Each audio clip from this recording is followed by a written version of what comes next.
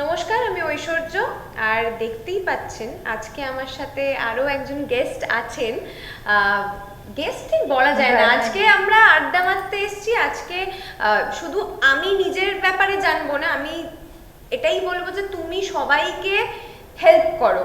আগে ওনার পরিচয়টা করিয়ে দিই। রিয়া বোস, উনি খুবই ফেমাস একজন ডায়েটিশিয়ান, এবং আমার মনে হয় যে আমাকে তো তুমি এতদিন অনেক রকমের হেল্প করেছো, তো এবার সবাইকেও যদি একটু হেল্প করো, কারণ প্রচন্ড গরম পড়তে চলেছে, আর এই গরমের সময় অনেকের অনেক রকম প্রশ্ন থাকে।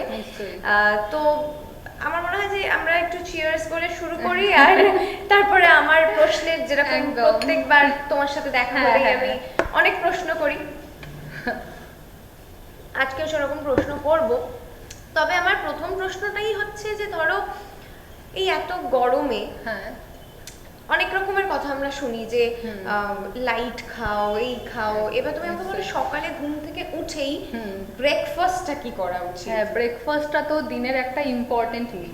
আবার অনেকে আমি দেখি ব্রেকফাস্ট স্কিপ করতে, কিন্তু আমি বলবো যে ব্রেকফাস্ট কিন্তু প্রত্যেকটা মানুষের করা উচিত, কারণ আমরা সারা রাত একটা ফাস্টিং এ থাকছি। দেন ব্রেকফাস্ট ইজ মোস্ট ইম্পর্টেন্ট মিল। তো গরমকাল সেহেতু আমরা রান্নাঘরে গিয়ে খুব একটা মানে রান্নার মানে করতে আমরা ভালো লাগে না আমাদের, তো সেই ক্ষেত্রে চট জলদি কিছু যদি আমি বলে থাকি, তো আমি বলবো যে কোনো ইজি অপশন মানে ছাতুর শরবত। মানে একদম সবার বাড়িতে ছাতু অ্যাভেলেবেল থাকে, যদি নাও থাকে আমাদের কাছে ছোলা অ্যাভেলেবেল থাকে, রোস্টেড চানা, সেটাকে জাস্ট গুঁড়ো করে নিন, দিয়ে ছাতুর শরবত দই দিয়ে বানিয়ে নিন। এবং দই দিয়ে করলে কি হয়, অনেকক্ষণ পেটটা মানে ভর্তি থাকে সেক্ষেত্রে।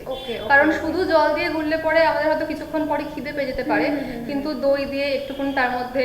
কিন্তু আমাকে একটা জিনিস বলো, দই দিয়ে যদি ছাতুটা খাওয়া হয় তাহলে সেক্ষেত্রে কি ভারী হয়ে যাবে না? না, না ভারী হবে না, বাট যাতে পেটটা অনেকক্ষণ ভরা থাকে। কারণ আমরা খেয়ে দিয়ে হয়তো কোনো কাজের উদ্দেশ্যে বেরোচ্ছি, মোটামুটি হয়তো মাঝে আমাদের কিছু খাওয়ার হয়তো সময় হচ্ছে না, তো সেক্ষেত্রে এটা অনেকক্ষণ পেটটাকে ভর্তি রাখবে।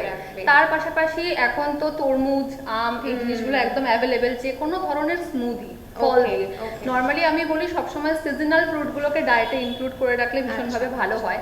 তার পাশাপাশি এখন আমরা দেখি অনেক মানুষকেই চিয়া সিডস খাওয়ার জন্য, তো সেক্ষেত্রে কি করা যেতে পারে, যেটা আমরা টক দই নিলাম, তার মধ্যে কিছুটা পরিমাণ সোক করিয়ে চিয়া সিডস দিয়ে দিলাম, দিয়ে বিভিন্ন ধরনের ফ্রুটস তার মধ্যে অ্যাড করে দিলাম। চাইলে আমরা কিছু সিডসও অ্যাড করতে পারি যাদের সব রকম সিডস কি খাওয়া, মানে এটা ডিপেন্ড করে। সিডস অবশ্যই ভালো, কারণ এটার মধ্যে এসেনশিয়াল ফ্যাটি অ্যাসিড থাকে, ওমেগা 3, ওমেগা 6, এবং যাদের পিসিওডি এখন তো ভীষণ কমন, তো সেক্ষেত্রে কিন্তু বলবো সিডস সাইকেলিং আমি নর্মালি সবসময় আমার পেশেন্টদেরকে বলে থাকি।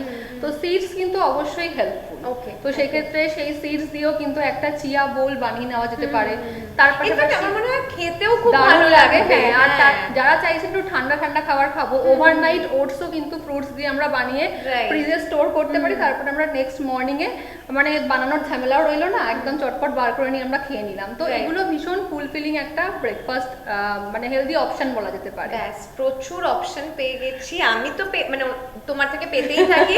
আজকে আপনারা সবাই পেয়ে গেলেন। এবার বুঝতেই পাচ্ছেন গরমকালে লাইট ব্রেকফাস্ট বলুন বা হেভি ব্রেকফাস্ট বলুন, সবকিছুর উপায় কিন্তু রিয়া দিয়ে দিয়েছে।